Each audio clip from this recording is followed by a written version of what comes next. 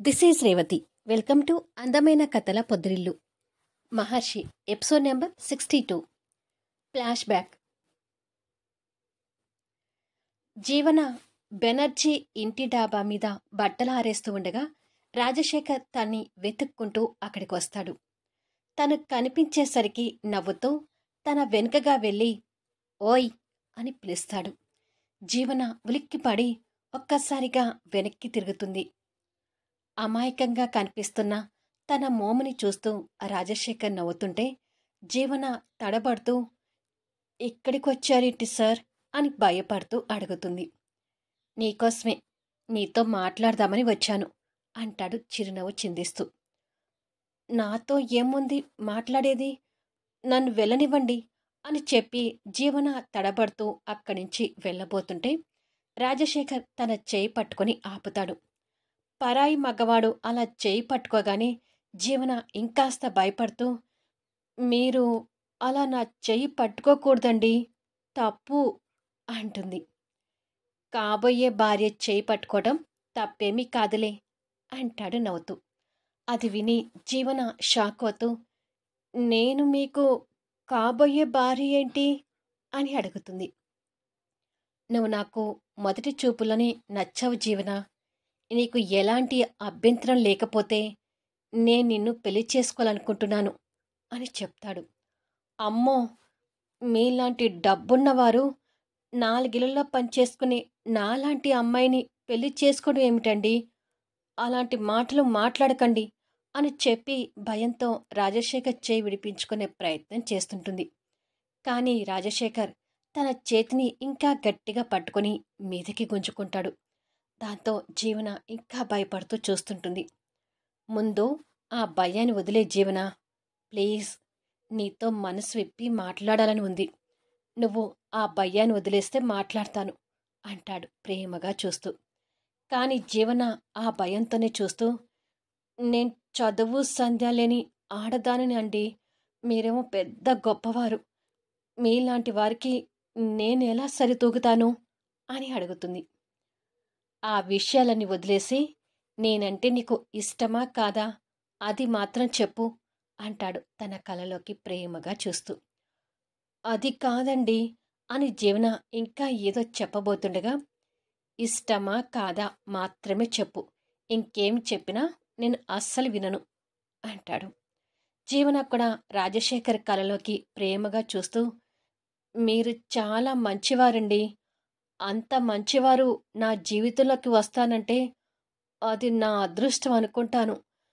కానీ నేను మీకు సరితూగలను అని అంటుండగా రాజశేఖర్ ఇక తన మాటలు పట్టించుకోకుండా ప్రేమగా తన మొహాన్ని చేతిలోకి తీసుకొని తన నుదిటిన ముద్దు పెట్టుకుంటాడు. రాజశేఖర్ ప్రేమకి జీవనకి ఆనందంతో కన్నీళ్ళొస్తుంటాయి. రాజశేఖర్ తన కన్నీళ్ళు తుడిచి అంతే ప్రేమగా హృదయానికి హత్తుకొని, నన్ను ఇష్టపడుతున్నందుకు థ్యాంక్స్ జీవన అంటాడు. కానీ నాకెందుకో భయంగా ఉందండి అని అంటుంది జీవన ఇంకా భయపడుతున్న తనని హృదయానికి ఇంకా హత్తుకుంటూ, ఎలాంటి భయము అవసరం లేదు, నువ్వు ఈ రాజశేఖర్ భార్యవి అంతే అని అంటుండగా గొంతు సవరించుకుంటూ బెనర్జీ అక్కడికొస్తాడు. బెనర్జీ రావడం చూసి ఇద్దరు సిగ్గుతో దూరం జరుగుతారు. ఏంటి, డిస్టర్బ్ చేస్తానా ఇద్దరిని అని అడుగుతాడు బెనర్జీ వాళ్ళని నవ్వుతూ చూస్తూ. డిస్టర్బ్ చేసి మళ్ళీ డిస్టర్బ్ చేశానంటావేమిట్రా అని అంటాడు రాజశేఖర్ కాస్త కోపంగా. జీవన మాత్రం సిగ్గుతో నవ్వుతూ అక్కడి నుంచి పరిగెడుతుంది. జీవన, ఈ ఊరు మొత్తం చూపించాలి, సాయంత్రం ఇద్దరం కలిసి బయటికి వెళ్దాం అంటాడు రాజశేఖర్ వెళ్తున్న జీవనాన్ని చూస్తూ. అలాగేనండి అంటూ జీవన పరిగెడుతుంది. ఏం, ఊరిని జీవనాన్ని చూపించాలా, నేను చూపించకూడదా అని అడుగుతాడు బెనర్జీ నవ్వుతూ. లాభం లేదురా, ఎవరో ఒక అమ్మాయిని చూసి నిన్ను కూడా ప్రేమలోకి దింపితే గాని అప్పుడు అర్థమవుతుంది ప్రేమ బాధ అని అంటాడు కాస్త కోపంగా. అప్పుడు గాని మా తులసి నేను షర్ట్ కాలర్ పట్టుకుని ఎదిరించదు అంటాడు బెనర్జీ. రాజశేఖర్ ఆశ్చర్యపోతూ, ఈ తులసి ఎవరు అని అడుగుతాడు. నా మరదలు, అంటాడు బెనర్జీ సిగ్గుపడుతూ. ఓహో! నీ బండి ఆల్రెడీ ట్రాక్‌లోనే ఉందా? అంటాడు రాజశేఖర్ నవ్వుతూ. అవును. మా పెళ్ళిని మా పెద్దలు ఎప్పుడో నిర్ణయించారు. జాబ్ చూసుకొని సెటిల్ కాగానే మా తులసితో నా పెళ్ళి అని నవ్వుతూ చెప్తాడు బెనర్జీ. అయితే ఇంకేంటి? కొన్ని సంవత్సరాల్లో మనం వియ్యంకులు కూడా అయిపోతాం. నా కూతుర్ని నీ కొడుక్కిచ్చి చేయటం, మన స్నేహాన్ని బంధుత్వంగా మార్చుకోవటం ఖాయం అంటూ స్నేహితులిద్దరూ మాట్లాడుకుంటూ ఉంటారు. ఆ పల్లెటూరులో రాజశేఖర్ ఉన్న ఆ కొన్ని రోజుల్లో జీవన, రాజశేఖర్ బాగా దగ్గరైపోతారు. పొలాల గట్టు దగ్గర ఒక చెట్టు కింద రాజశేఖర్ జీవనాన్ని తన ఒడిలో పడుకోబెట్టుకొని ప్రేమగా తన తల నిమురుతూ, నేను బెనర్జీ రేపు సిటీకి వెళ్ళిపోతున్నాం జీవన అంటాడు. అది వినగానే జీవన కంగారు పడుతూ టక్కున లేచి కూర్చొని, అప్పుడే వెళ్తున్నారా అని అడుగుతుంది. వెళ్ళక తప్పదు కదా జీవన. మా నాన్నగారు త్వరగా రమ్మని ఫోన్ చేస్తున్నారు. బెనర్జీకి నాకు ఇప్పుడే చదువైపోయింది కదా, బిజినెస్లో నిలదొక్కునే ప్రయత్నాలు చేయబోతున్నాను. మా నాన్నగారి ఆరోగ్యం అంతగా బాగోదు. అందుకే ఎంత తొందరగా వీలైతే అంత తొందరగా బిజినెస్ వ్యవహారాలు నా చేతిలో పెట్టాలనుకుంటున్నారు. వెళ్ళి బిజినెస్లో సెటిల్ అవ్వగానే నీకు కబురు పెడతాను. అప్పుడు నువ్వు సిటీకి వచ్చేసాయి. మా అమ్మా నాన్నలకి నిన్ను చూపించి మన పెళ్లి గురించి మాట్లాడతాను అంటాడు రాజశేఖర్. జీవన కన్నీళ్ళు పెట్టుకుంటూ, మీరు వెళ్తున్నారంటే బాధగా ఉందండి. నన్ను త్వరగా సిటీకి రమ్మని చెప్తారు కదా అని అడుగుతుంది. ఎంత తొందరగా వీలైతే అంత తొందరగా మన పెళ్లి జరిగే ప్రయత్నాలు చేయిస్తాను. ఆఫీస్ ల్యాండ్ నెంబర్ ఇస్తాను. నీకు వీలు కుదిరినప్పుడల్లా ఇక్కడ ఎస్టీడీ నుంచి నాకు ఫోన్ చేయి అంటాడు తన కన్నీళ్ళు తుడుస్తూ.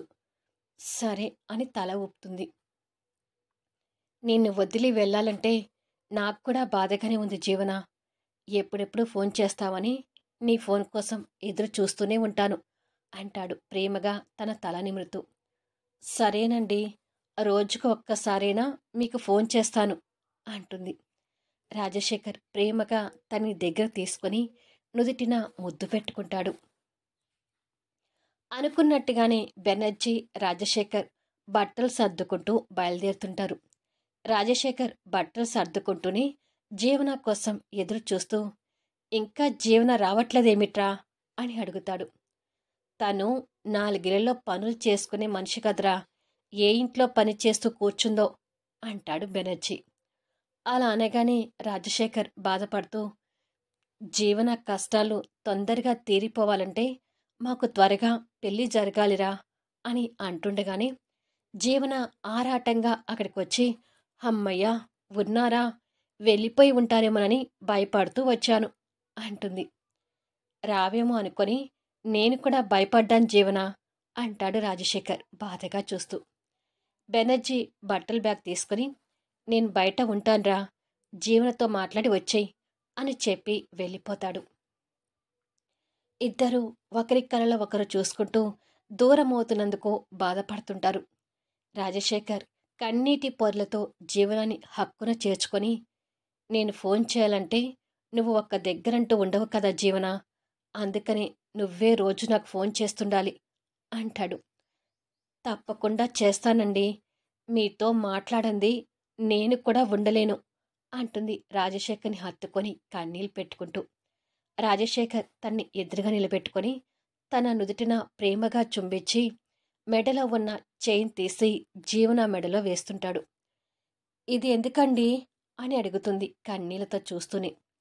ఇది మన ప్రేమ గుర్తుగా నీ దగ్గరే ఉండనివ్వు. ప్రస్తుతానికి ఇది తాళి అనుకొని నేను నీ వాడినని అనుక్షణం గుర్తుపెట్టుకో. అన్నట్టు నువ్వు ఇక నుంచి ఇళ్లలో పనులు చేయటం మానే జీవన. నీకు అవసరం ఉన్నప్పుడల్లా డబ్బు నేను పంపిస్తాను అంటూ కొంత డబ్బు తీసి ఇవ్వబోతుంటే, వద్దండి, మన పెళ్ళి అయ్యే వరకు నన్ను ఇలాగే బతకనివ్వండి. ఈ డబ్బు నేను తీసుకోలేను. దయచేసి ఏమీ అనుకోవద్దు అంటుంది బాధగా చూస్తూ. ఏం, నన్నింకా పరాయి వాళ్ళలాగానే చూస్తున్నావా అని అడుగుతాడు కాస్త కోపంగా. అయ్యయ్యో, అలా ఏమీ లేదండి. మిమ్మల్ని అలా చూసినట్లయితే ఈ చైన్ ఎందుకు తీసుకుంటాను చెప్పండి? మీరు నా సొంత మనిషి అనుకున్నాకే ఈ చైన్ తీసుకున్నాను.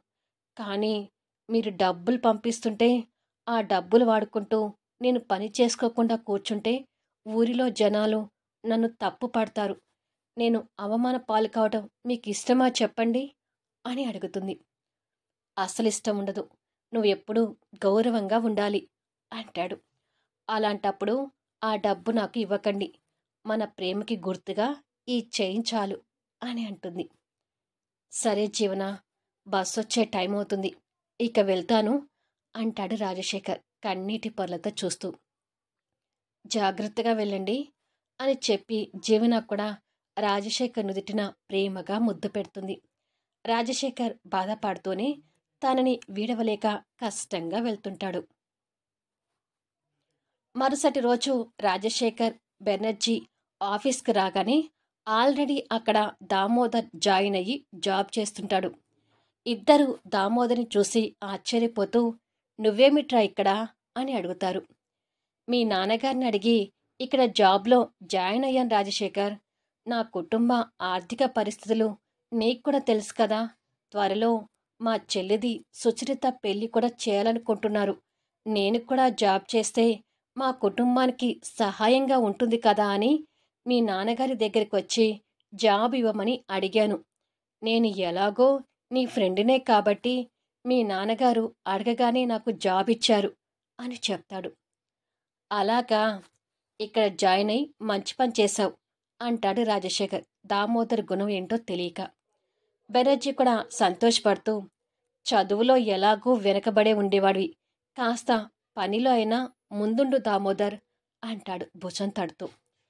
పని విషయంలో నిర్లక్ష్యంగా ఏమీ ఉండనులే బెనర్జీ అంటాడు దామోదర్. సరే, సాయంత్రం ముగ్గురం బయట కలుద్దాం.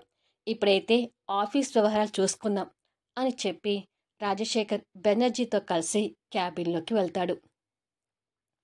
రాజశేఖర్ సీఈఓ చైర్లో కూర్చోగానే బెనర్జీ సంతోషపడుతూ, ఇంతకు ఇంత బిజినెస్ని అభివృద్ధి చేయాలని మనస్ఫూర్తిగా కోరుకుంటున్నాను రాజశేఖర్ అంటాడు. నా గురించి వదిలేరా, నువ్వు మాత్రం ఇక్కడ నాతో పాటు సమాన హోదాలో ఉండాలి అంటాడు. అది నీ అభిమానం రాజశేఖర్. కానీ నేను ఎంతలో ఉండాలో అంతలోనే ఉంటూనే పనికి తగ్గ జీతం తీసుకుంటాను. అంతకు మించి నువ్వు నాకు రూపాయి ఎక్కువ ఇవ్వాలన్నా నేను నీ దగ్గర ఉండను అంటాడు బెనర్జీ. అదేమిట్రా, అలా ఉంటానంటే కుదరదు అంటాడు రాజశేఖర్. అయితే ఇప్పుడే వెళ్ళిపోతాను అంటూ బెనర్జీ వెళ్ళబోతుంటే, ఆగరా బాబు, నువ్వు వెళ్ళటానికి వీలేదు. సరే, నీ ఇష్టం వచ్చినట్టుగా ఉండు అని చెప్పి బెనర్జీని ఆపుతాడు. అది అలారా దారికి అంటాడు బెనర్జీ. కానీ నువ్వు ఇక్కడ ఉండేది కొన్ని రోజులు మాత్రమే. ఇక్కడ కాస్త నీ ట్రైనింగ్ అయిపోగానే నిన్ను సిరిసిల్లో ఉన్న మన బ్రాంచ్కి పంపించమని నాన్నగారు చెప్పారు. అక్కడ కంపెనీ వ్యవహారాలన్నీ నువ్వే దగ్గరుండి చూసుకోవాలి అంటాడు రాజశేఖర్. నన్ను ఎక్కడికైనా పంపించండి, అది మీ ఇష్టం. ఇప్పుడైతే ఫ్యాక్టరీకి వెళ్ళొస్తాను అని చెప్పి బెనర్జీ వెళ్ళిపోతాడు. రాజశేఖర్ నవ్వుతూ, ఇలాంటి ఫ్రెండ్ దొరకటం నిజంగా నా అదృష్టం అని అనుకొని ల్యాండ్ ఫోన్ వైపు చూస్తూ, జీవన ఇంకా ఫోన్ చేయట్లేదేంటి అని అనుకుంటాడు. అలా అనుకున్న కొన్ని క్షణాల్లోనే ఫోన్ రింగ్ అవుతుంటుంది. టక్కున ఫోన్ లిఫ్ట్ చేసి హలో అంటాడు. హలో రాజశేఖర్ గారు అంటూ జీవన గొంతు వినపడగానే రాజశేఖర్ మొహం వెలిగిపోతూ, హలో జీవన, నీ ఫోన్ కోసమే ఎదురు చూస్తున్నాను అంటూ మాట్లాడుతుంటే క్యాబిన్లోకి రాబోయిన దామోదర్ జీవన పేరు వినపడగానే అనుమానంతో అక్కడే ఆగిపోయి గుంటనక్కలాగా డోర్ చాటు నిలబడి వాళ్ళ మాటలు వింటూ ఉంటాడు. నిన్ను చాలా మిస్ అవుతున్నాను జీవన. మన ఇద్దరి పరిచయం కొద్ది రోజులే అయినా నా మనసులో స్థానాన్ని సంపాదించుకొని ప్రతి క్షణం నిన్ను గుర్తు తెచ్చుకునేలా చేస్తున్నావు. నీకు దూరంగా నేను కూడా ఎక్కువ రోజులు ఉండలేను. అందుకే మన పెళ్ళి త్వరగా అయ్యే ప్రయత్నాలు చేస్తాను అని మాట్లాడుతుంటే దామోదర్ గుండె గభేలమంటూ, నిన్ను ప్రేమిస్తున్న నా చెల్లెల్ని నీకిచ్చి పెళ్లి చేయాలని ప్రయత్నంతో నేనిక్కడ జాయిన్ అయితే నువ్వేంటి రాజశేఖర్ ఇంకెవరితోనో ప్రేమ పలుకులు పలుకుతున్నావు? ఆ జీవన ఎవరో తెలుసుకొని తనని తొక్కేసి కోట్ల ఆస్తులకి ఏకైక వారసుడైన నీతో నా చెల్లెలి పెళ్ళి అయ్యేటట్టుగా చేస్తాను అంటూ ప్లాన్స్ వేస్తుంటాడు. మళ్ళీ నెక్స్ట్ వీడియోలో కలుద్దాం. ఇంతగా ప్రేమించుకున్న ఇద్దరు ఎలా వేరయ్యారు? రాజశేఖర్ జీవనాన్ని కాదని సుచరితని ఎందుకు పెళ్లి చేసుకున్నాడు? అసలు వీళ్ళ కథలోకి డేవిడ్ ఎలా వచ్చాడు? అద్భుతమైన సన్నివేశాలతో ఆసక్తికరంగా సాగిపోయే కథా వీడియోస్ని మిస్ కాకుండా చూడండి. కథ నచ్చితే దయచేసి లైక్ చేయండి, కామెంట్ షేర్ చేయండి, సబ్స్క్రైబ్ చేసుకుని ఛానల్ షేర్ చేస్తూ సపోర్ట్ చేయండి. Thanks for listening.